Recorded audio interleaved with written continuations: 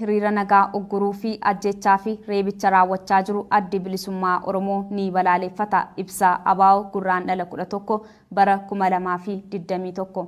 Jalqaba baatii Guraandhalaarraa kaasee paartiin PP'n uummata dirqisiisee mootummaa Dr. Abiy Ahmed akka deeggaranii fi hiriira baasuun isaa ni yaadatama.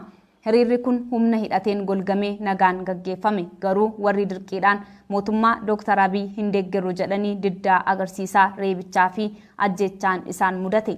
Akka fakkeenyaatti Guraandhala 2 bara 2021 mootummaan Dr. Abiy hin deeggaru warri jedhan baha Harargee fi magaalaa Calanqoorraa dirqisiifamanii konkolaataatti fe'amanii gara hiriiraa utuu deemanii konkolaataan garagale lubbuun dargaggoo 45 galaafatame. Kun utuu jiru yeroo ammaa hiriira nagaa lammiileen Oromiyaa gochaa jiran ugguruuf carraaqqiin karaa humna hidhateen godhamaa jira. Guraandhala 5 bara 2021 irraa eegalee lammiileen Oromiyaa deeggarsa mootummaa ce'umsa biyyoolessa Oromiyaa gaaffii hidhamtoota siyaasaa hiikuu fi ajjechaa uummata siivilii irratti raawwatamaa jiru akka dhaabbatuuf hiriira Oromiyaa guutuutti gochaa jiru. Hiriirota kana keessatti bakka hundaatti qeerroo fi qarree nagaadhaaniif naamusa olaanaadhaan gaaffii mirga dimokiraasii gaafachaa jiru. Garuu gartuu hidhateen PP'dhaan reebichaa fi ajjechaan uummatarra gahaa jira. Kana keessatti rasaasaan madeessuu, ajjeesuu, maneedhaatti darbuu akkasumas dararaa adda addaarraan ga'uun mul'achaa jira. Akka odeeffannoo argachaa jirutti Oromiyaa bakka adda addaatti namoota nagaarraa balaa geessisanii jiru. Hanga ammaa akka odeeffannoo qabatamaa argannetti qaamni hidhate kun namoota armaan gadii irratti balaa geessisee jira. Obbo Diqqaa Daabasoo dargaggoo gaafa Guraandhala 8 bara 2021 Nagallee Booranaa Yaaballootti humna hidhateen ajjeefame. Guraandhala 10 bara 2021 magaalaa Diree Dhawaatti dargaggoonni 3 humna hidhatee kanaan rasaasaan rukutamanii madawaan isaanis Dachaas Hasan, Fuad Mahammadii fi Nasiimaa Yaayyaati. Obbo Gadaa Gabbisaa ofiisara adda bilisummaa Oromoo kan ta'e humna hidhateen Finfinnee keessatti leenjiirra osoo galuu qabamee mana hidhaa Buraayyuutti darbame. Utuu uummanni lammiilee Oromiyaa adda addaa kumaatamaan lakkaawaman badii tokko malee sababaa ilaalcha siyaasaatiin mana hidhaa mul'ataa fi dhoksaa keessatti dararamaa jiranii ammas kan biraa qabanii hidhaatti guuruun gara kamitti deemaa akka jirru eenyuufuu hubatamaadha.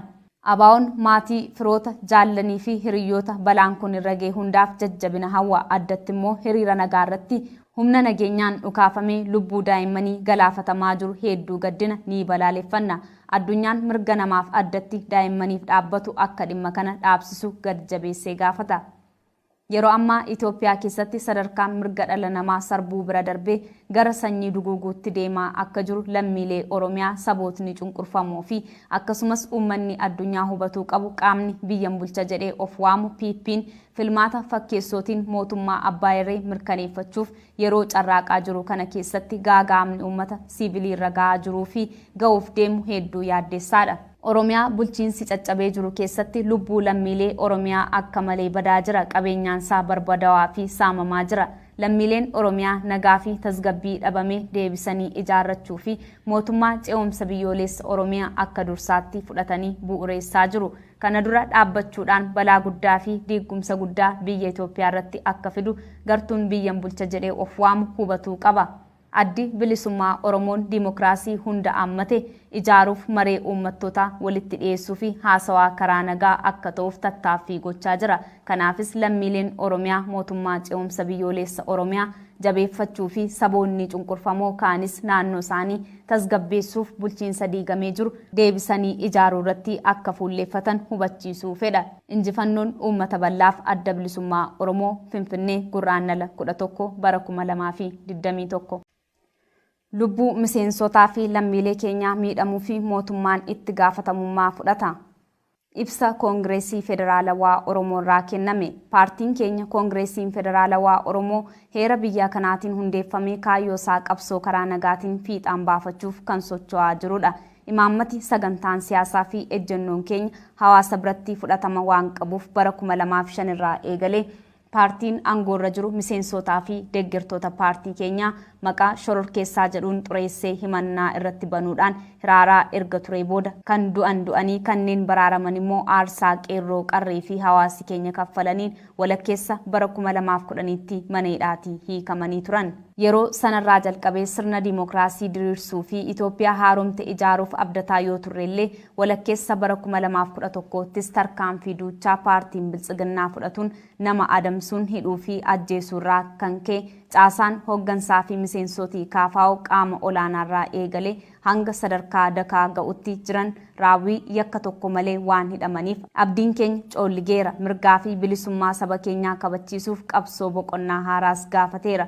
Kaayyoon hidhamtoota miseensotaa fi lammiilee keenyaa kan dhuunfaa paartii qofaa kan hin taane ta'uu kan hubatan miseensotii fi lammiileen keenya kunoo erga kora lagannaa nyaataa eegalanii guyyootni 15 darbanii jiru. Lubbuun isaanii sadarkaa balaarra bu'uu ga'ee jira. Akkuma ibsa baasaa fi iyyata garaagaraatiin addeessaa turretti lammiileen kunneen nyaata erga dhaabanii turuurraan kan ka'e miidhaan guddaan qaamaa fi sammuu isaanii irra waan jiruuf gaaffilee armaan gadii mootummaa fi uummataa fi irra deebinee dhiyeessuuf dirqamneerra.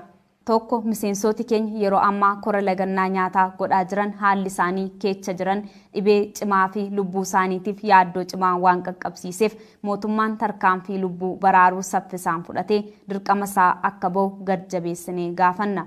Lammiileen kunneen deeggarsa wal'aansa fayyaa malu argachuu dhabuun lubbuun isaanii yoo miidhame mootummaan seeraanis ta'e seenaadhaan itti gaafatama.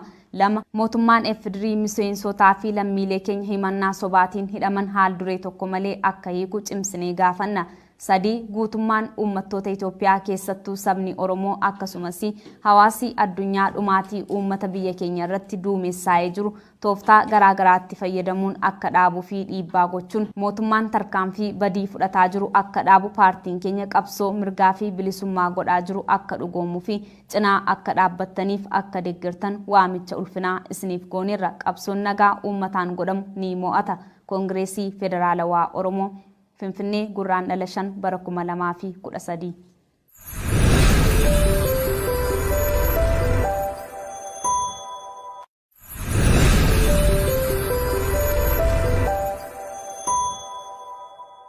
ከኦሮሞ ፌዴራሊስት ኮንግረስ ኦፌኮ የተሰጠ መግለጫ ለሚጠፋ የዜጎቻችን አባሎቻችን ህይወት መንግስት ኃላፊነቱን ይወስዳል። ፓርቲያችን የኦሮሞ ፌዴራሊስት ኮንግረስ በሀገሪቱ ህግ መሰረት ተመዝግቦና ዓላማውን በሰላማዊ አግባብ ብቻ ታግሎ ለማሳካት እየተንቀሳቀሰ የሚገኝ ነው። ፖሊሲያችን የፖለቲካ ፕሮግራማችንና አቋማችን በህዝብ ዘንድ ተቀባይነት በማግኘቱ ምቾት ያልተሰማው ገዢው ፓርቲ ኢህአዴግ ወይም ደግሞ ብልጽግና በተለይ ከ2005 ዓመተ ምህረት ጀምሮ አባሎቻችንና ደጋፊዎቻችንን በአሸባሪነት በመፈረጅ ክስ መስርቶ ሲያንገላታ ከቆየ በኋላ የሞቱት ሞተው በህይወት የተረፉትና በየእስር ቤቶች ፊዳቸውን ሲቆጥሩ የነበሩት ቄሮና ቀሬ በአጠቃላይ ህብረተሰባችን በከፈሉት መስዋዕትነት በ2010 ዓመተ ምህረት አጋማሽ በኋላ ሊፈቱ ችለዋል። ከዚሁ ጊዜ በኋላ ለረጅም ጊዜ ስንመኘው የነበረው ዲሞክራሲ ሰፍኖ አዲሲቷ ኢትዮጵያን እንገነባለን ብለን ተስፋ የሰነቅንበት ቢሆንም ከ2011 አጋማሽ በኋላ በአገረሸው የብልጽግና ፓርቲ ጭፍን የማሳደድ የማሰርና የመግደል እርምጃዎች የተነሳ አንዳች ወንጀል ያልፈጸሙ ከከፍተኛ አካል ጀምሮ እስከ ታችኛው እርከን ድረስ የሚገኙ አባሎቻችንና ደጋፊዎቻችን የሌለ የወንጀል ታፔላ ተለጥፎባቸው እስር ቤቶች እንዲታጎሩ በመደረጋቸው ተስፋችን ሟሸሸ። የህዝቦችን መብትና ነጻነት ለማስከበር ሌላ የትግል ምዕራፍ እንዲካሄድም ጠይቋል። የታሳሪ አባሎቻችንና ወገኖቻችን ትግል የግላቸው ወይም የፓርቲያቸውን ፍላጎት ለማስጠበቅ ሳይሆን ለመላው ወገኖቻችን በመሆኑና የዓላማ ጽናትም ስላላቸው እነሆ ከ15 ቀናት በፊት የጀመሩት የረሃብ አድማ በህይወታቸው ላይ ከፍተኛ አደጋ እንዲያንዣብብ አድርጓል። በተለያዩ መግለጫዎችና አቤቱታዎች ስንገልጽ እንደቆየነው ሁሉ የመመገብ ተአቅቦ ያደረጉ አባሎቻችንና ደጋፊዎቻችን ከፍተኛ ጉዳት የደረሰባቸው ስለሆነ ቀጥሎ የተመለከቱትን ጥያቄዎች ደግመን መንግስትንና ህዝባችንን ልንጠይቅ ተገደናል። አንደኛ፣ በረሃብ አድማ ላይ የሚገኙ አባሎቻችን በአሁኑ ጊዜ የረሃብ አድማው ከረሃብ አድማ በላይ አልፎ የመታመም ደረጃ ላይ ያደረሳቸውና ሕይወታቸውንም አስጊ ሁኔታ ላይ እንዲወድቅ ስላደረገ መንግስት አስቸኳይ የሕይወት ማዳን ስራ ሰርቶ ግዴታውን እንዲወጣ አበክረን እንጠይቃለን። እነዚህ ወገኖቻችን ተገቢ የሕክምና እርዳታ ካላገኙ ሕይወታቸው አደጋ ላይ የሚወድቅ ከሆነ የኢትዮጵያ ፌዴራላዊ ዲሞክራሲያዊ ሪፐብሊክ መንግስት በሕግም ሆነ በታሪክ ተጠያቂ ነው። ሁለተኛ የኢትዮጵያ ፌዴራላዊ ዲሞክራሲያዊ ሪፐብሊክ መንግስት በፈጠራ ክስ ያሰራቸውን አባሎቻችንና ወገኖቻችንን ያለምንም ቅድመ ሁኔታ እንዲፈታ አጥብቀን እንጠይቃለን። ሶስተኛ መላው የኢትዮጵያ ህዝቦች በተለይም የኦሮሞ ህዝብ መላው የዓለም ህብረተሰብ በሀገራችን ህዝቦች ላይ እያንጃበበ ያለው እልቂት እንዲወገድ በተለያዩ ስልቶች በኢትዮጵያ ፌዴራላዊ ዲሞክራሲያዊ ሪፐብሊክ መንግስት ላይ አስፈላጊውን ጫና በማድረግ መንግስቱ እየወሰደ ያለው የኃይል እርምጃዎችን እንዲያስቆሙ እየጠየቅን ፓርቲያችን ከሚካሄደው የመብትና ነጻነት ማስከበር ትግል ጎን እንድትቆሙና እንድትደግፉን የከበረ ጥሪያችንን እናቀርባለን። ሰላማዊ የህዝቦች ትግል ያሸንፋል። የኦሮሞ ፌዴራሊስት ኮንግረስ ኦፌኮ ፊንፊኔ የካቲት 5 2013